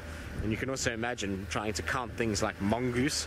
It'd be very, very difficult to count them. It would be difficult to count things like honey badgers, aardvarks, pangolin, anything that kind of spends most of its time underground, porcupines. We wouldn't really have an answer as to how many they are. So the short answer is no, we have no idea how many animals are on here at any one time, and it would be very difficult to know that, and I don't think we would know that for a very long period of time until technology gets better. Right, now you've heard me waffle on for the last 15 minutes or so, and so I'm pretty sure you're tired of me, so let's send you back across to Steve to see what he's up to. I think he's looking at impala much like I was doing.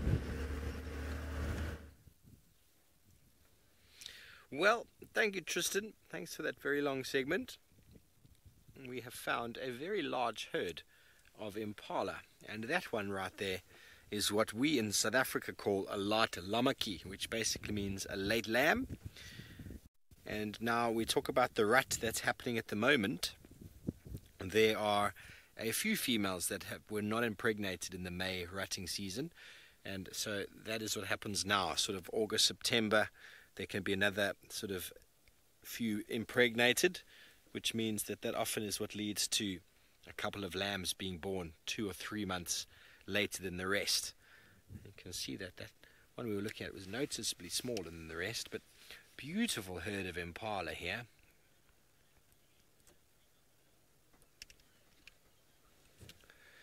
Oh, Laura Moore, you want to know about their nostrils? Well, they can flare them and close them. Yes, that's where the noise, where their snort actually comes from, that very high nasal snort. It comes from their nasal passages. There we go, Ferg. These two are doing a little bit of aloe grooming. It's actually quite nice because you can see the difference in size. That one we were looking at is actually a young male, and you can see how much smaller it is than that female. And the aloe grooming is quite nice to see. Like, here we go. I want you to scratch right here on my neck, and then the other one will go back. You see the horns are just coming out. Whereas the ones that were born in November, there's a few of them around. There's actually one just off to the left. You can see the size difference in the horns there. Look at those horns there. Much bigger. So there's about 3 months or so on them. There's very small number of impala are born late. And it's not that the pregnancy went on longer, it's just that later rut that we're now going through now. The males were shouting a lot this morning. And we saw this herd of impala from the drone, and it would actually be not too difficult to count them from the sky. And if we had enough drones and enough battery, we'd probably be able to count most of the antelope species and large game on the property in a couple of hours in the evening. Don't you think, Ferg? Probably doable. Possible, yeah. We can count the dacre. There's so many dacre around. It's unbelievable. There we go. Flaring and closing the nostrils. Nothing like a buffalo, though, but it still has the ability. They're doing the chewing motion. Wisteria, they do. They do take good care of each other, but that's the benefit that they have of living in a herd. You scratch my back, I scratch yours. It's why, one of the reasons why the male impala lose so much condition during the rutting season, because they're so angst to everybody that no one gives them any grooming, because they just want to mate, fight, and run around in circles. They don't even eat, they don't groom. One of the reasons why they lose so much condition. You can see the aloe grooming happening again. And those hard to reach places. Very comb-like tooth. There we go. My turn. Yeah, this is mainly lady impala here with a few youngsters. There's one male I saw towards the back of the herd, yeah. He's hidden in the thickets there and just make out his horns. It's not a very good view of him. But there we go. You just see his horns now. He seems to think these are all his ladies, but most of them are pregnant. And those that aren't pregnant are young males. And then there's a few young females that are probably not breeding ready yet. So a very small number, but this time of year you do start seeing the sort of accumulation of impala as the resources start to get a bit lower. They tend to occur in much larger groups. Then in the summer they spread out a bit more. Even though there's more food in the summer, they find safety in numbers this time of year more important. And it'd be very hard for a leopard to pick one of these guys off, if you can imagine how many there are here. Lots of ears, lots of eyes. So the leopard needs to try and get them in the cover of darkness, spook them, get them to run away or to run towards them. Lions do better because they're able to ambush and sort of chase to waiting lions. But you can probably tell that the wind has picked up. The impala are a little bit jumpy because of the breeze. They're not quite sure what to make of it. There's leopard and lion scent in the air all over the place. They're probably going to mill around here for a little bit before moving off somewhere to go and have a drink. And the day will be continued try and stay in the open in a large group like this so as to avoid being picked off by waiting leopards like Tingana. But, ladies and gentlemen, it's been a very nice morning. I've been very quiet from my side, but well done to Tristan for getting Hosana. I wish we could have found those wild dogs, but that would be another day. But most of the guys will be out again this afternoon on safari. Thanks for your comments and feedback. We'll see you again this afternoon. Have a beautiful, beautiful day.